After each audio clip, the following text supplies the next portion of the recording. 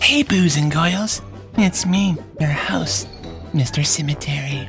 Welcome me back for another one of my spine-tingling terror tales.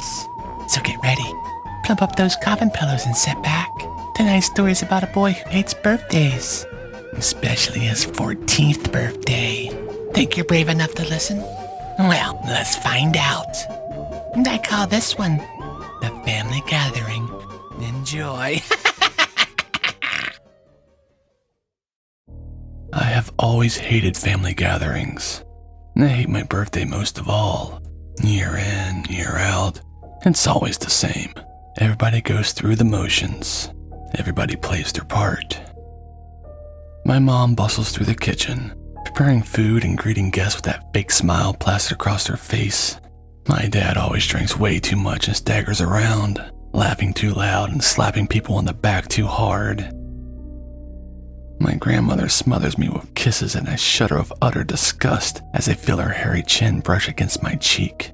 My uncle bombards me with questions, asking if I have a girlfriend yet, and if not, why not? My aunt tells me all about her son and how perfect he is and how he's doing in school. She always loves to mention how smart he is and how he's so much smarter than me.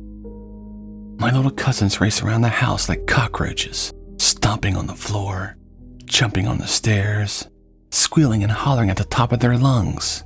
They climb over the furniture and crawl under the tables, pulling and tugging at everything in sight. Nothing goes untouched with their grubby little hands. Around and around they go, like rats on a wheel. I honestly can't believe I'm related to these people, but I have to hold my tongue. I don't want them to resent me more than they already do. The table is lined with soggy sandwiches and stale chips, bottles of wine followed by bottles of whiskey and vodka. They all sit around the living room, gulping their drinks, swapping stories about the good old times and boasting about themselves. I cringe as I listen to them laughing and crackling like a bunch of hyenas. It's enough to drive anyone insane. And I get up and leave the room, desperate to clear my head. I know that in his jacket pocket, my uncle has a pack of cigarettes and a lighter. Surely he wouldn't miss one, I think. And I can hear all the adults in the living room singing a song, so I go into the kitchen to sneak a quick smoke. Surely no one will notice. There's a strange smell in the air that makes me wrinkle my nose, but I don't pay much attention to it. My little cousins are already in the kitchen, up to mischief, as usual. They give me a startled look when I come in, as if they've done something naughty and they're afraid I'll catch them. I put the cigarette between my lips and head over towards the window. And I flick the cigarette lighter and suddenly a flame shoots across the room to the old gas stove.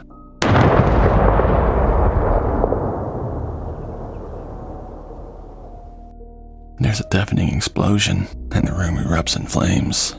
The whole house is on fire. And I hear the screams and cries, and I smell the burning flesh. I feel the intense heat as we were all consumed in the inferno, and I close my eyes and sigh of relief as it all dissolves into silence. And until next year, when I will be 14 again, over and over and over again. Forever 14. Wow, I didn't see that coming, did you? Let me know in our Q&A section over on Spotify. I'd love to hear from you. I hope you enjoyed this bonus episode. Don't forget Season 3 comes out August 8th. Now, it's time for one of my funny bones. Why do zombies never eat comedians?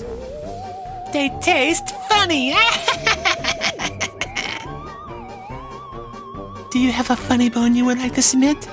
And have me read it? Well, head over to the link in the description of this episode and send us your joke today. That's all the time we have for this episode. Join me in a few weeks for an all-new season of Terror Tales. Don't forget to subscribe so you don't miss it. Until then, sleep well, friends. And remember to stay spooky.